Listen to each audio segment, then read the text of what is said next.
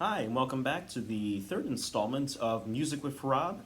Again, for those of you who don't know me, I am Rob from PathPoint. I work in the Discoveries program, and I work with a lot of phenomenally talented people here, and some who really love music and are currently trying to learn it as well. So I made making these videos mostly for their benefit, but also for yours as well. Maybe you've never played music before and you want to learn. So on our previous videos, we talked about each of the individual note names and also the roles of the black keys in terms of flats and sharps. Today we're going to go a little more into something a little more complex, which is all about melody and learning about what's called intervals. Now in music, an interval is the space between two or more notes. For the purpose of this lesson, we're only going to be talking about two notes at a time. And we're going to start as usual on the key of C and go up from there. And you'll be able to hear how notes sound when they're maybe too close together or too far apart, and the names for each of those. So if you just have one single note, which in this case is the C, it's just a single note, but if we go one half step up, which is not the white key here, but it's actually, in this case, it's the black key. If we go one half step up and we hold both of those notes down, we get something that sounds a little bit like this. Ooh, that's really nasty. But that's actually called an interval, and it's called a minor second.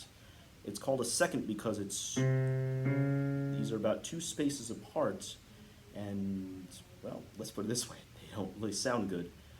This is what's called dissonance. When you hear something that sounds really unpleasant musically, it's called dissonance, and it sort of has like that wavy sound. Some bands and some artists will find ways to use this to their advantage. However, although it's probably not a good idea to play these both at the same time, you can play them like this. So one way to remember a minor second is Jaws. Sounds a little better when you play it like that, right? Now another one that is not quite as dissonant but still up there is called a major second, and that's where you play the notes that are exactly two spaces apart. In this case it'll be the C and the D. And it still doesn't sound quite nice just yet, but it's a little cleaner. And one way you can remember this one is it's almost like chopsticks. When you go down. But when it starts off like that, not quite getting the most clean and pleasing sounding music just yet, but it still sounds better than the minor second. So minor second, major second, and if we keep going, we keep our first finger on the C, and we go a half step up from there to the E flat or D sharp. Now that sounds a little bit better. Now you can sort of hear the difference between major and minor. Of course, remember major is the happy sounding music and minor is the sad music. And if you're starting actually to play like a minor scale, which we'll get to on a future lesson, the C, so this is called a minor third. And so it's of course called minor because it has the sort of sad tone to it, but it's also about three notes apart. In this case again, it's the C and the E flats.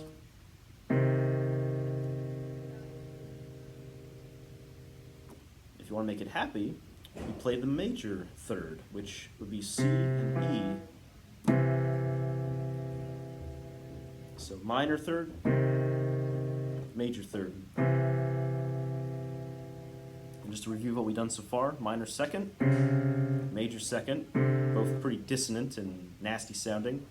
Minor third, definitely more pleasing. Major third. Now, the next one is actually going to be a little bit different because we're starting to go sort of in a mirror imaged order. So, well, it's not really necessary. You can play these in reverse order. So if you start on C and go backwards to the note that's next to it, which is a B, you'll still get that same minor second and their major second, minor third, major third, but we're going to go up. So after a major third comes what's called a perfect fourth. And compared to the minor second that we heard earlier, check this out. It's open. Sounds really nice. Actually, if you want to compare it to anything, it could be bum, bum, bum, bum. these are notes that are spaced a perfect fourth apart from each other, and because they're so spread out in the open, it sounds a lot more pleasing to the ear.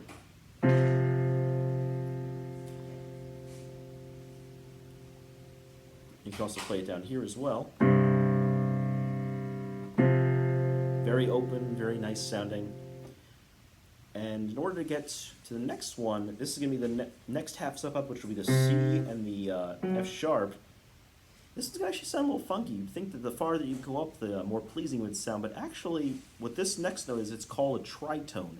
It's not a fourth or a fifth, it's just sort of that space in between the whole scale. Remember the mirror I was telling you about? So this is the other side of the mirror, and when you play it together, it's a little bit dissonant sounding. It almost reminds you of the Simpsons theme a little bit. It almost sounds like it wants to resolve into the next one over. So if you were to keep your finger on this black note and go down one more to here, there's that resolve. Like here, it's like it needs to sound a little better. There we go. So this is the perfect fifth. So if this is your perfect fourth, the C and the F, and your tritone is that one in the middle, go into the C and the G is perfect fifth. And the perfect fourths and fifths, the reason you could call them perfect is because, well, when they're played, they sound pretty good. I mean, the perfect fifth is a really nice, open, almost reminds me a little bit of the Star Wars theme. But I digress. So that's a perfect fifth. And again, perfects, one way to remember each of these, the perfect fourth and the perfect fifth, is that they're very wide open. They're the most open sounding notes for the interval scales. And they just sound really pleasing to the ear. And if we go up again, we get what's called a minor sixth. And this one, if you play it, it's on the C and the G sharp or A flats. And the more we go up in these scales, the more dissonant they're going to sound, but they're going to sound still a little more stretched out and spaced out. So this would be a major six, which is the C and the A in this case. And if you go to the C and the B flat or A sharp, this black note here, it's getting a little more dissonant. This is a minor seventh. And finally, the last one, the C and the B, is a major seventh. And this one, if you listen to it, sounds, you get those sort of dissonant waves again. Doesn't sound as bad as it did before with the minor second. It's still a little dissonant. So if you go one more to that, play the C and the C, very open, you get a nice, clean octave sound. Now, one thing I was mentioning earlier that you might be a little confused about is I was talking about sort of a mirror. And in reality, that note I was playing with the major seventh, the C and the B, if you were to take those same two notes, the C here, and play the B that's next to it, so remember we have two B's here, if you play the C, you get a really nasty minor second there. But if you were to play it like this, those same two notes, but now the B's up here, it still sounds dissonant because it's the C and the B together, but they're a little more spaced out. So a minor second is similar to, or no, excuse me, a major seventh is similar note-wise to a minor second. Likewise, a minor seventh has the same notes as a major second. Remember the chopsticks one? Then a minor third has the same as a minor six, or major six, sorry, third time's the charm. A major six has the same as a minor third.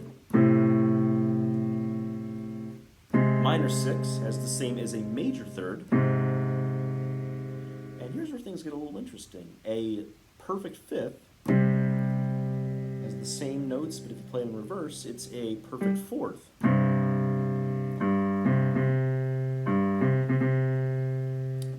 which of course leaves us with the tritone, which, as I said, is sort of like that mirror. It's like the one right in the middle. And in between those, if you reverse them or put them in reverse, they're the same intervals, just on the opposite sides. So once again, the minor second, major second, minor third, perfect or major third, perfect fourth, tritone, perfect fifth, minor sixth, major sixth, minor seven, major seven, and the octave. I know that was a lot of new ideas to learn, but I mean, these are just the building blocks for music, and we will go over these again as the time goes on. In the meantime, I hope you enjoyed this lesson, and until then, keep playing music, and because music makes us all happy.